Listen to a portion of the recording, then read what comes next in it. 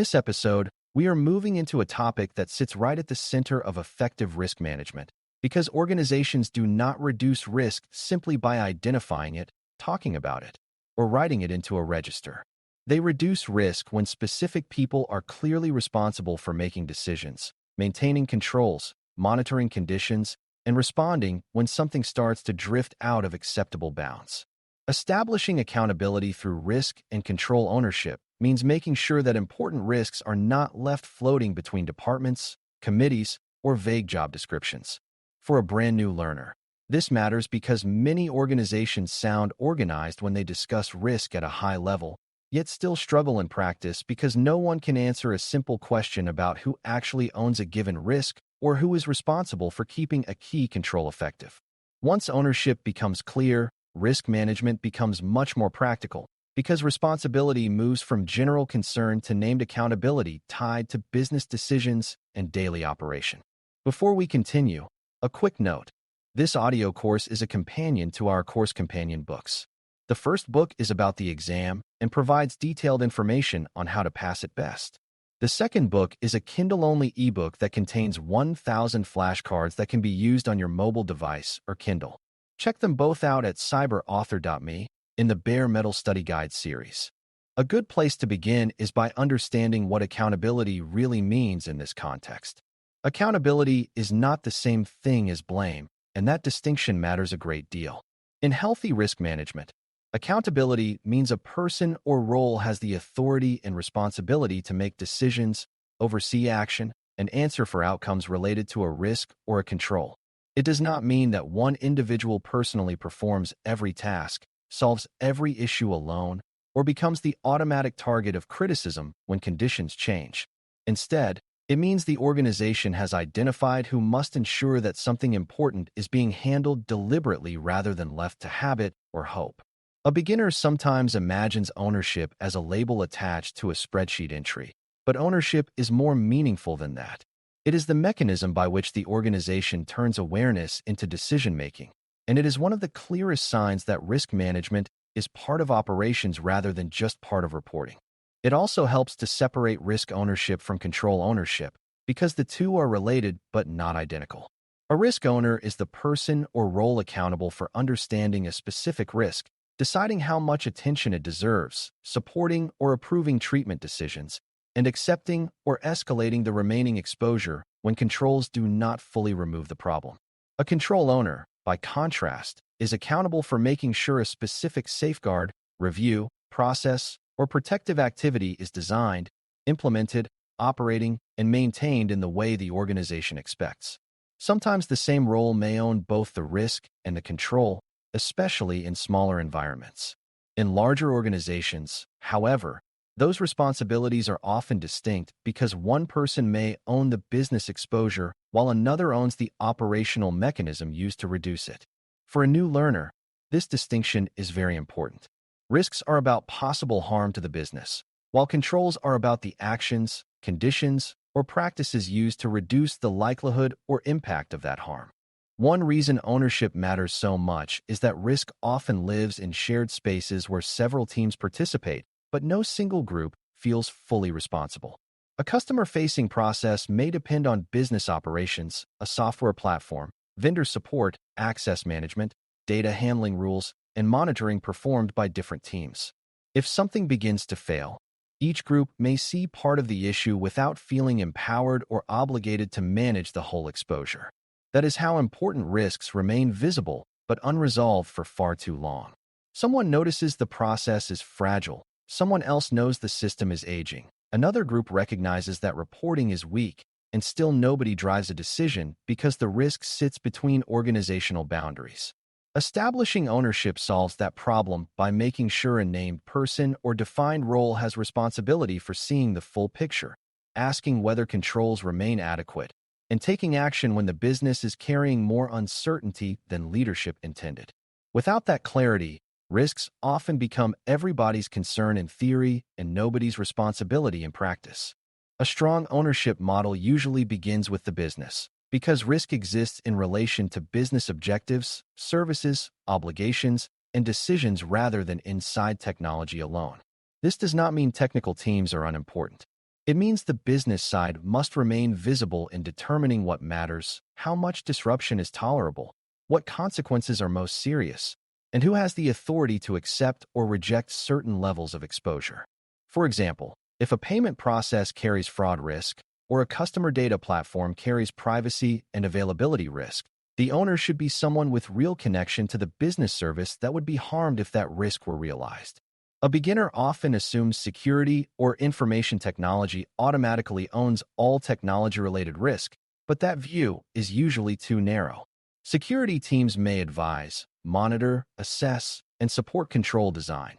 Yet the business owner is often the person who ultimately understands the consequences of failure and has the standing to make meaningful trade-off decisions about treatment, investment, priority, and escalation. That said, business ownership alone is not enough if the organization does not also assign clear control ownership to the operational roles that actually keep protections working. A control owner may be responsible for access reviews, change approvals, backup procedures, vendor oversight, data retention steps, logging, training activities, or many other practices that reduce exposure in daily operations. The important point is that controls do not stay effective just because someone once wrote them into a policy. They need maintenance, review, measurement, correction, and adaptation as systems, processes, and business conditions change over time. A control without an owner tends to decay slowly.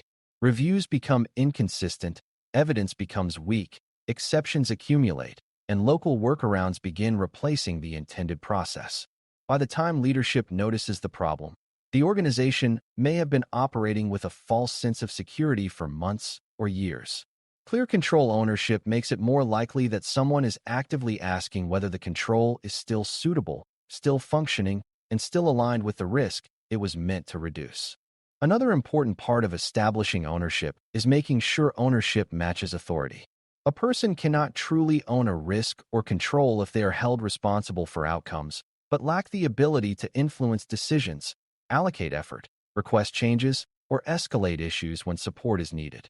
This is one of the most common weaknesses in immature programs. Someone is named as the owner because their title seems related, yet they do not control the budget, the process, the staffing, the vendor relationship, or the technology decisions that actually determine whether the risk can be managed effectively. That kind of ownership is mostly symbolic, and symbolic ownership rarely leads to good outcomes. Real accountability requires decision rights, visibility, and access to governance channels that allow the owner to act. For a new learner, this is a valuable principle to remember. Ownership should never be assigned just to make a chart look complete. It should be assigned to the role that can understand the issue, influence the relevant environment, and answer credibly for whether the exposure is being managed well. Ownership also depends on scope being clear. If the organization says a manager owns application risk, that statement may sound useful at first, but it is too broad to guide real behavior unless people understand which application, which kinds of risk, what decisions are expected, and where supporting responsibilities begin and end. The same problem appears when organizations use general language, such as the business owns risk, without translating that into specific processes, systems, data sets, or control responsibilities. Clear ownership usually requires defined boundaries. A risk owner may own the risk associated with an order processing service, a critical vendor dependency, or a data privacy exposure tied to a specific business function. A control owner may own periodic access review, backup restoration validation, or the review of privileged activity for a defined environment. Specificity matters because unclear scope invites confusion, overlap, and silent gaps. When people know exactly what they own, they are more likely to review it consistently, recognize drift, and escalate concerns before the issue turns into a much larger business problem. Documentation plays an important supporting role here, but it should be treated as a tool for clarity rather than as a substitute for real understanding. Risk registers, process records, system inventories, governance documents, and policy materials can all help record who owns which risk and which control. That documentation matters because it creates consistency, supports review, and reduces the chance that ownership is based only on tribal knowledge or assumptions that disappear when people change roles. Still, simply recording ownership is not enough. The owner has to understand that the ownership exists, what it means, what actions are expected, and how they are supposed to carry out the responsibility over time. A common failure occurs when ownership is assigned during a project or assessment but never communicated clearly to the person named. Another occurs when ownership remains frozen on paper even though the process, technology, or organization has changed around it.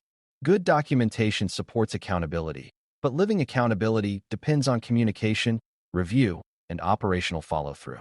Review and monitoring are essential because ownership is not a one-time assignment made at the beginning of a risk exercise and then ignored. Risks change, controls drift, business priorities shift, systems age, vendors change, and organizations restructure. All of that means ownership must remain active. A risk owner should be able to explain whether the exposure is rising, falling, or changing form, what treatment actions are underway, what residual risk remains, and whether escalation is needed. A control owner should be able to explain whether the control is operating as expected, what evidence supports that conclusion, what exceptions or failures have occurred, and what corrective action is planned when performance is weak. These review habits are what turn ownership into a management capability instead of a governance slogan. For beginners, this is one of the biggest practical takeaways. Ownership is not a static label. It is an ongoing responsibility to stay aware, stay engaged, and ensure that important risks and controls are not quietly left unattended while the business environment continues to change. Escalation is another major piece of accountability, because even strong owners cannot solve every problem at their own level. Sometimes a risk exceeds local authority, a control weakness requires cross-functional coordination, or the cost of treatment is high enough that leadership must decide whether the remaining exposure is acceptable. In those cases, ownership means recognizing when escalation is necessary and ensuring that it happens through the right channels rather than allowing delay or silence to substitute for decision-making. This is especially important in organizations where people may hesitate to surface issues that create inconvenience, require funding, or challenge assumptions held by senior leaders.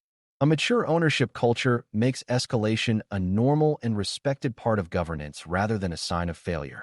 The owner is not expected to hide problems. The owner is expected to make sure the organization sees the problem clearly enough to make an informed choice. That is one reason accountability supports resilience. It helps prevent serious exposure from remaining buried at an operational level until an incident forces the conversation under much worse conditions. Culture has a powerful influence on whether ownership works in practice. In a strong culture, people understand that ownership is part of professional responsibility and that raising concerns, asking hard questions, and tracking corrective action are normal expectations. In a weak culture, ownership may exist on paper but remain ineffective because people fear blame, hesitate to challenge informal workarounds, or assume someone else will eventually deal with the issue. Some organizations also reward short-term convenience more than control quality, which makes it harder for owners to enforce review cycles, remove inappropriate access, or push for process changes that reduce exposure. For a new learner, this is an important reminder that risk ownership is not just a structural design issue. It is also a behavioral issue. Organizations establish accountability not only by assigning names to risks and controls, but by creating an environment where owners are expected to act, supported when they escalate, and taken seriously when they identify conditions that could lead to business harm. A simple example can make this much easier to picture. Imagine an organization has a critical vendor-hosted platform that supports customer onboarding. The business process owner may be the risk owner because disruption, poor data handling, or service failure would directly affect customer experience, revenue timing, and compliance obligations. Meanwhile, specific controls may have different owners. The vendor management team may own contract review and performance oversight. The technology team may own integration monitoring. The identity team may own access restrictions, and the operations team may own manual fallback procedures when the platform is unavailable. In that environment, ownership is distributed but still accountable because each role knows its responsibility and the business owner maintains visibility into the overall risk to the service. If performance starts degrading or the provider introduces a concerning change, the business owner can drive a decision while control owners contribute evidence about where the problem sits and what response options are realistic. That is what good ownership looks like in practice.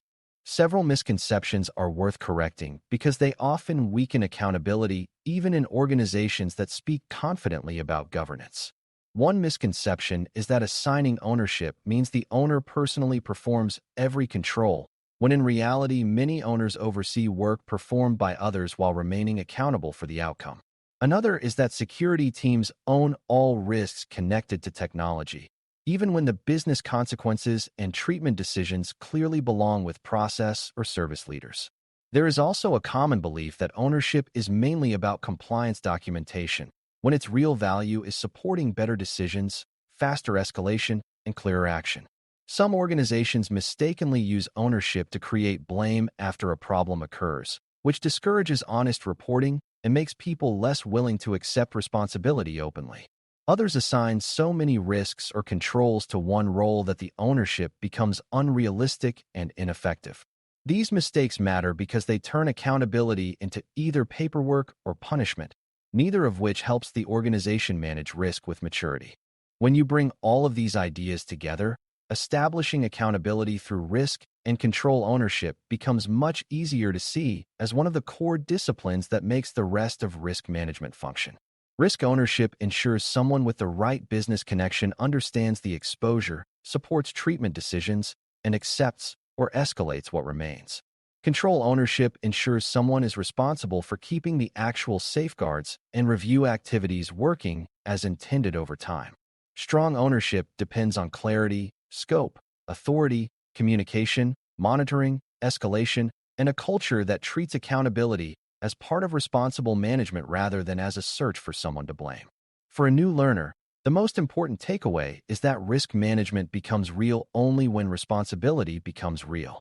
Once the organization can clearly answer who owns the risk, who owns the control, what each owner is expected to do, and how issues move upward when local action is not enough, it becomes far more capable of turning awareness into disciplined action before uncertainty becomes damage. Thanks for listening. For more audio courses, daily newsletters, and more, please visit baremetalcyber.com.